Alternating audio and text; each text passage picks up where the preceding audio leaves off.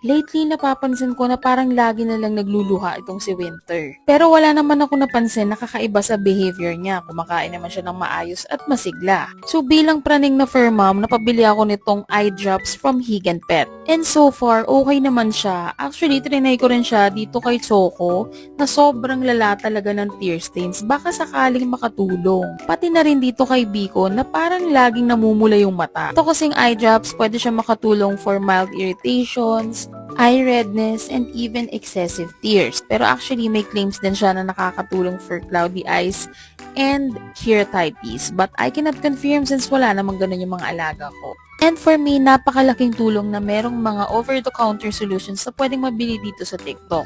Lalo na't hindi naman lahat sa atin ay may kakayanan na magpa-vet. Pero syempre, reminder lang, if walang improvement sa paggamit nito or lumala, better consult pa rin your trusted veterinarian.